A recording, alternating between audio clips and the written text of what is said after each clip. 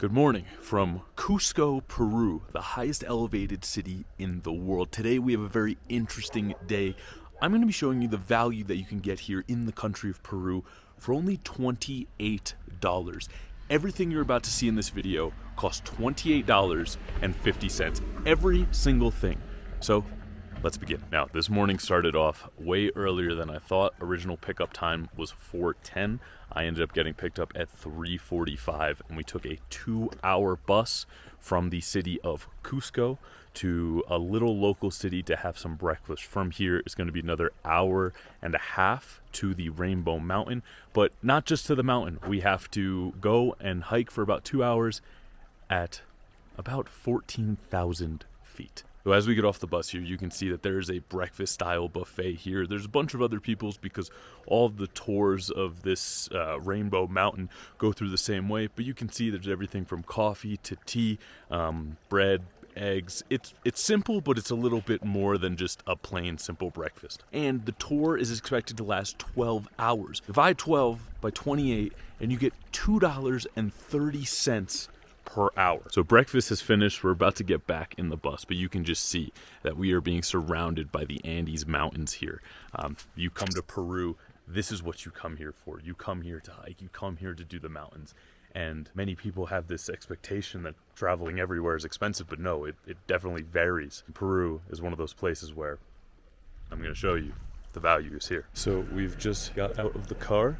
It has been 4 hours, and throughout this entire day, I'm going to keep you up to date on the monetary situation of how much. So 4 hours, 3 hours in the car, 1 hour at breakfast. That's a total of $9.20 so far. We traveled about 60 miles for $9. Pretty good. All right, so the guide is just explaining that we are at 4,600 meters now, and our 2-hour walk goes up 500 meters.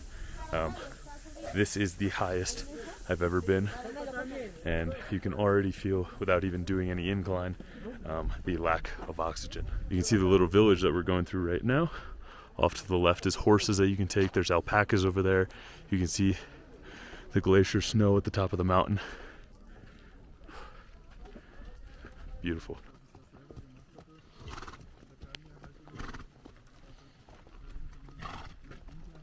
So you may be wondering why people, when they come to Peru, come to Rainbow Mountain, and there's a few reasons. Rainbow Mountain itself contains 14 different colors and containing different minerals. Each mineral is a different color. Everything from red to yellow, turquoise, brown. And this mountain wasn't always visible to humans. The visibility of the mountain and the different colors only came about during climate change. Glacier was covering these mountain and minerals, so you couldn't even see it. But now, since the planet's been warming and climate change, the snow that was on top is no longer there. So this is what our trail will be for roughly hour and a half until we get to the top. 500-meter incline, shouldn't be too bad trail-wise, but the oxygen is what the big issue is here. All right, so we are about an hour and 30 minutes into the trek. We are in the final stage, but unfortunately, it is the worst stage. This stage is the steepest. It is 300-meter incline, basically meaning everything we've done for the last hour and a half has only been 200 meters. You can see there's a little mini camp here. They sell like chocolates and sodas, and they have little alpacas over there. But you can just see the beautiful surrounding nature. People are taking horses, and we are about 6 hours into the 12 hours, meaning that we have spent roughly $13. I think it's worth it so far. Actually, no, $13 and about 20 cents because I bought this bag of coca for 20 cents. Ladies and gentlemen, if I can explain this before I pass out, I will be very proud of myself. But in front of you is the Rainbow Mountain of Peru. You can see the different colors from brown to maroon to green. Over there is a red and a yellow and a tan color, again being the other minerals. And this is actually in the National Geographic Top 100 Things to Do Before You Die. Ladies and gentlemen, however long you've been following this journey, what I want to show you is something that I never expected that I would experience. What I'm standing in front of you is a Peruvian glacier. 18 months ago, this journey started off in Europe. We've gone from Europe to Africa to Asia to Central Asia to South America, and now we're here.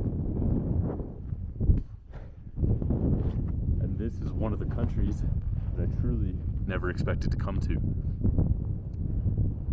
To be honest with you, it was the cheapest flight from Chile, and I decided, you know what? Yeah, we should go. For doing our price counter, we were at about $16 of our $28. And we have not gotten to lunch yet. I am very excited because I'm very hungry. So after the Rainbow Mountain, we headed over to one of the Red Canyons. And that was basically just another terrible hike up here.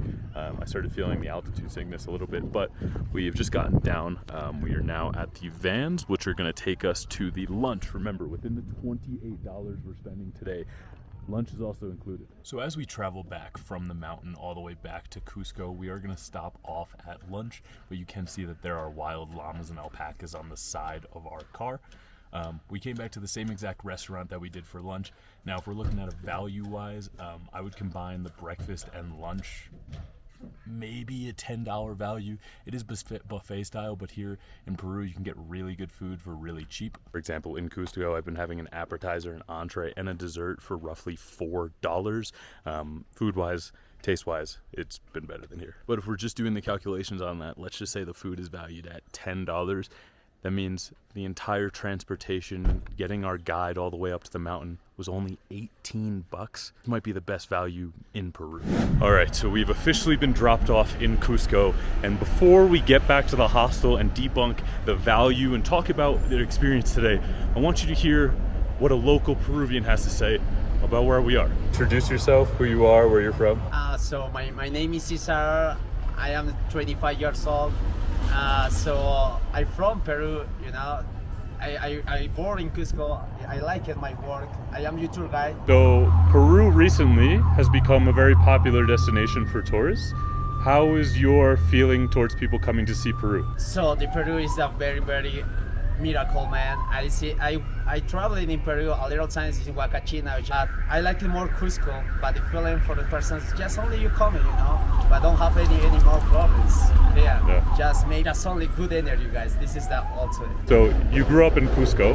How is life for Peruvians in the country, or maybe specifically in Cusco? It's so different. For example, just a professional. But in a little times, for example, you see maybe the local, just the local people is a little so sad because you see, everything right now is very expensive. Right. But for me, you know, right. I don't know, for the tourists, maybe it's a little so more cheaper, but I don't know.